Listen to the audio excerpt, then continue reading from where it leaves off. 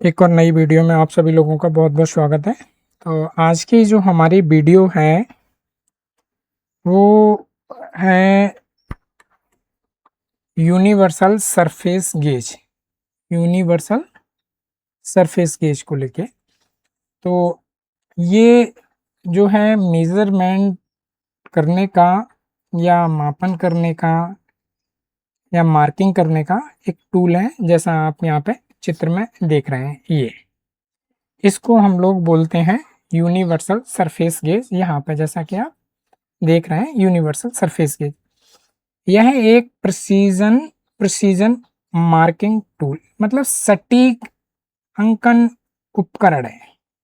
इसकी सहायता से सरफेस प्लेट पर रखे हुए वर्कपीस पर समांतर रेखाएं मतलब पैरेलल, ऊंचाई हाइट या केंद्र लाइन या फिर विभिन्न प्रकार की मार्किंग की जाती है इसके माध्यम से, इसका यूज करके। तो ये एक बहुत ही यूजफुल एक मार्किंग टूल है। ये कुछ इस टाइप का दिखता है और इससे खराद मशीन पर जब काम किया जाता है तो सेंटर करने के लिए जब आप जॉब को बांधते हैं तो इसको रखते हैं और इसका सेंटर चेक करते हैं इससे कि कितना गैप है। जैसे कि आपको ये आपने जॉब रखा है ये, और इसको आप रोटेट कराएंगे। रोटेट कराने के बाद में इसको चेक करेंगे कि यहाँ जो गैप क्रिएट हो रहा है ये सभी डायरेक्शन में घुमा के चेक किया जाएगा कि सभी डायरेक्शन में बराबर है या नहीं। तो ये हमारा एक मार्किंग टूल है जो बहुत ही महत्वपूर्ण टूल है। यूनिवर्सल सरफेस गेज क्या होता है इसके बारे में देख लेते हैं। आप यहाँ पे एक डिफरेंट टाइप का यूनिवर्सल सरफेस गेज का चित्र दिया गया है। तो यूनिवर्सल सरफेस गेज एक प्रिसीजन में मार्किंग या इंस्पेक्शन टूल है। इसका उपयोग सरफेस प्लेट पर रखे हुए कार्यवस्तु या जॉब पर सटीक रेखाएं खींचने, ऊंचाई मापने, समांतर रेखाएं बनाने और मशीन सेटिंग की जांच करने के लिए इसका किया जाता है। इसे यूनिवर्सल इसलिए कहा जाता है क्योंकि इसका स्क्राइबर कई दिशा में समायोजित एडजस्ट किया जा सकता है। ये जो आप देख रहे हैं ये जो पिन पॉइंट है ये जो पिन पॉइंट है इसको हम कई दिशा में एडजस्ट कर सकते हैं। ये यहाँ से 360 डिग्री मूवमेंट कर सकता है, 360 डिग्री यहाँ से रोटेट कर सकता है। क्लियर? ये वाला जो पॉइंट है ये है ना। और इससे हम लोग टाइट कर देते हैं इसको, जिस डायरेक्शन में चाहिए उस डायरेक्शन में इस स्क्रू से टाइट कर देते हैं। ये जो इसका ये आप देख रहे हैं ये वाला पार्ट भी एडजस्टेबल हो जाता है। इसको हम इससे टाइट करते हैं, इससे टाइट या लूज कर सकते हैं। ये दोनों डायरेक्शन में कार्य करता है। क्लियर? एक्यूरेट करने के लिए हम लोग इसका भी यूज करते हैं। ये जो आप स्क्रू देख रहे हैं इसका भी हम लोग यूज करते हैं। इसकी हम परिभाषा की बात करें, इसकी परिभाषा क्या होगी तो सरफेस प्लेट पर रखी गई कार्यवस्तु पर सटीक मार्किंग, हाइट सेटिंग और अलाइनमेंट जांचने के लिए इसका उपयोग किया जाता है और इसको हम लोग यूनिवर्सल सरफेस गेज के नाम से बुलाते हैं या कहते हैं। तो ये होता है universal surface gauge. Universal surface gauge का अगर हम कार्य सिद्धांत की बात करें, वर्किंग इसका प्रिंसिपल कैसे कार्य करता है, इसका वर्किंग प्रिंसिपल अगर देखें तो इसमें अब ये चित्र है, इसको आप देख सकते हैं। यूनिवर्सल सरफेस गेज का कार्य रेफरेंस सरफेस प्रिंसिपल पे आधारित है। रेफरेंस सरफेस प्रिंसिपल पर आधारित है। इसका क्या मतलब हुआ? इसका ये मतलब हुआ कि आपका जो सरफेस है उसके अकॉर्डिंग ये काम करेगा, उसके रेफरेंस पे ये काम करेगा। तो वही इसका प्रिंसिपल है। जो इसका सरफेस होगा जहां पे ये रखा जाएगा, ये बेस आप यहाँ चित्र में देख सकते हैं। ये जो बेस है, ये बेस जहां रखा जाएगा ये वाला, ये जो बेस जहां रखा जाएगा उसी बेस के अकॉर्डिंग ये समांतर रेखाएं खींच सकता है। ठीक, तो सबसे पहले सरफेस प्लेट को रेफरेंस सरफेस माना जाता है। एक तो ये पॉइंट हो गया। गेज का जो बेस है वो सरफेस प्लेट पर रखा जाता है। क्लियर? जो गेज का बेस है, जो गेज का जो बेस है वो क्या किया जाता है?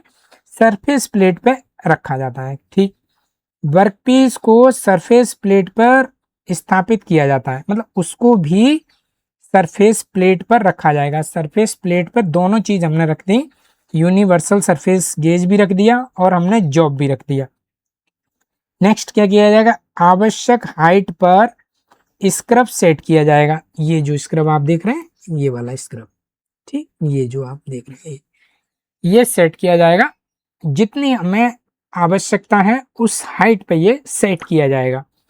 बेस को धीरे धीरे चलाकर वर्कपीस पर समान ऊंचाई पर रेखाएं खींची जाएंगी। मतलब आपने ये आपका जॉब रख दिया, ये क्लियर, और ये आपका सरफेस प्लेट है और इस पे ये आपने गेज रख दिया। क्लियर? और ये आपका स्क्राइबर है, ये वाला पॉइंट। ठीक, अब ये जहां तक जाएगा तो वहां तक हम इसको खींचते हुए लाएंगे या इस आगे बढ़ाएंगे या पीछे बढ़ाएंगे, तो इस पे लाइन मार्किंग हो जाएगी इस तरह से। समझ रहे हैं? इस तरह से हो जाएगी। तो ये इसका वर्किंग प्रिंसिपल कहलाया जाएगा, है ना। आप जब भी वर्किंग प्रिंसिपल पूछा जाएगा तो आप ये वाला सब कुछ लिखना होगा, आपको ये लिखना है। क्लियर?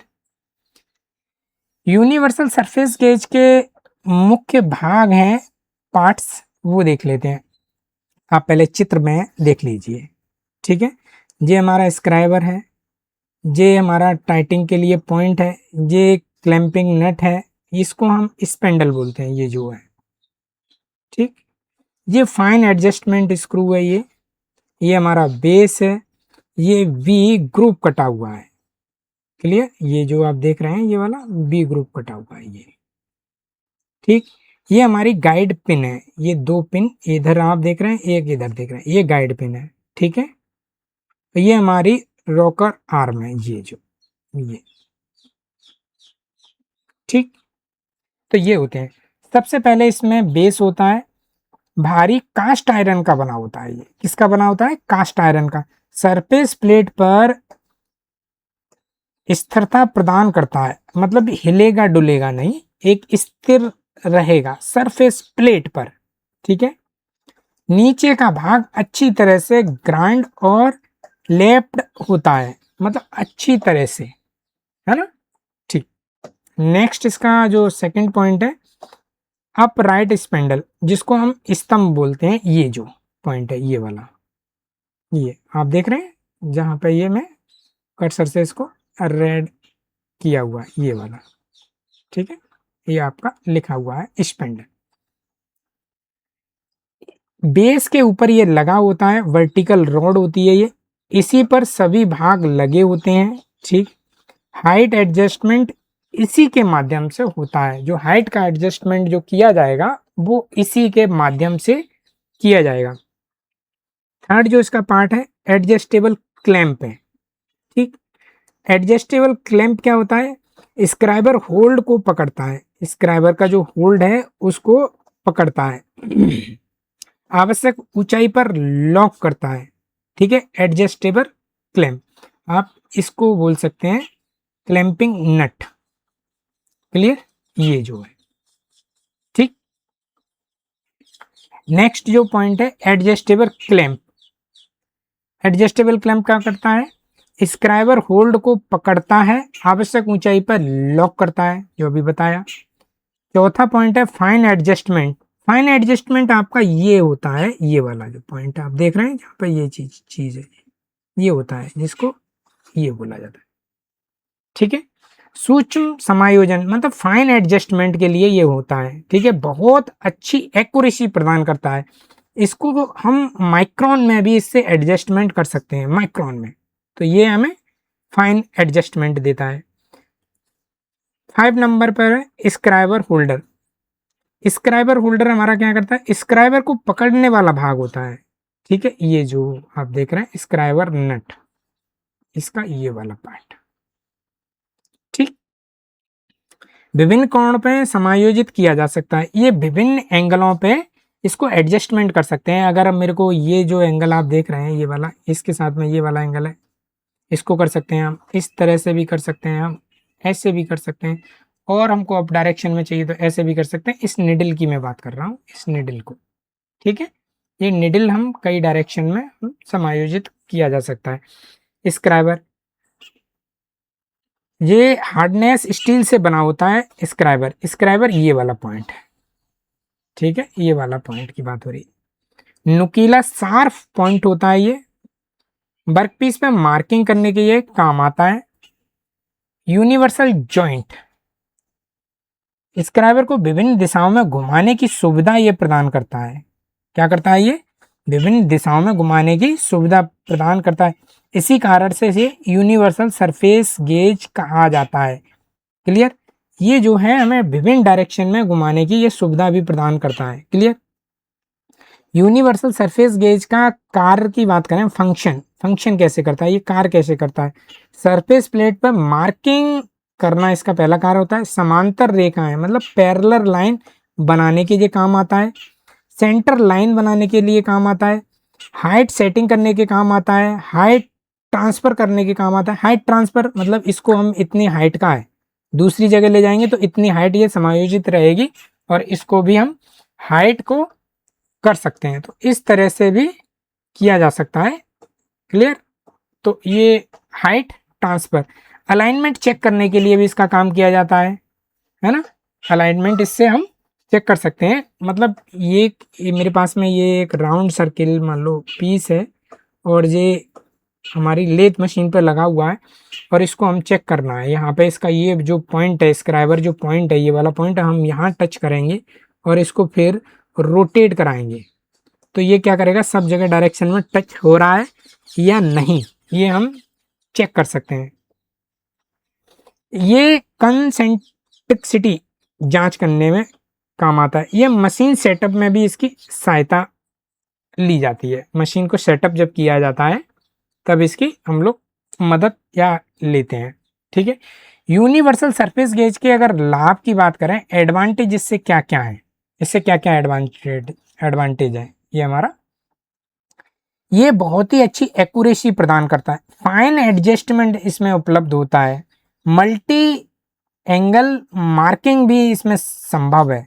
मल्टी एंगल मार्किंग भी हम इसमें कर सकते हैं, ये सुविधा भी इसमें बहुत अच्छे से दी गई है। मल्टी एंगल मार्किंग भी, समांतर रेखाएं आसानी से बनाई जा सकती हैं। समांतर रेखाएं वो आसानी से इसमें बनाई जा सकती हैं, ये भी इसमें एक सुविधा होती है।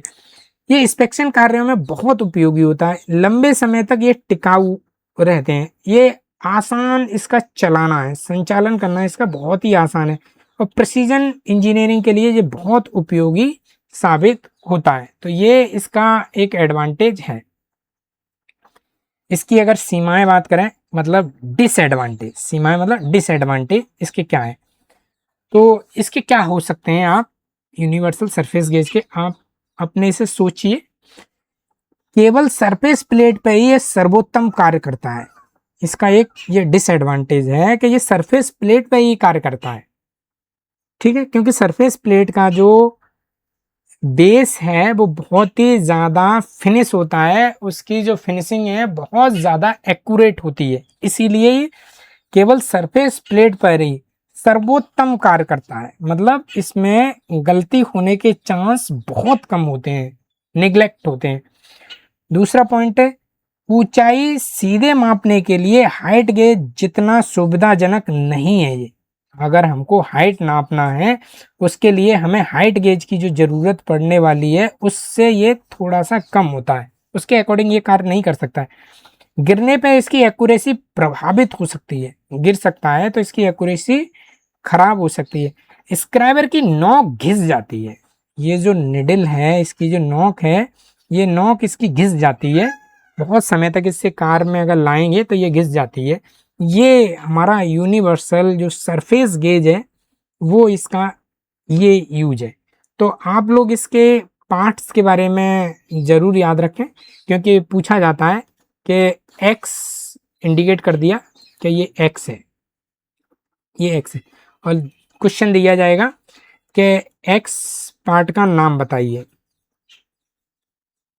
पार्ट्स का नाम बताओ, ये पूछा जाएगा एक्स पार्ट का। अगर आपको एक्स पार्ट का अगर नाम नहीं आता है तो आप क्वेश्चन कैसे टिक करेंगे, चाहे ऑब्जेक्टिव क्वेश्चन हो या आपका रेटिंग क्वेश्चन हो, किस तरह से करेंगे आप, फिर तो टिक लगाएंगे, वो भी अन मतलब श्योर नहीं है, उसके बाद आप टिक लगाएंगे, तो ऐसा नहीं है, आप इसको समझ लीजिए, बहुत ही ज़्यादा ये पूछा जाता है, इससे क्वेश्चन ज़रूर बनते हैं।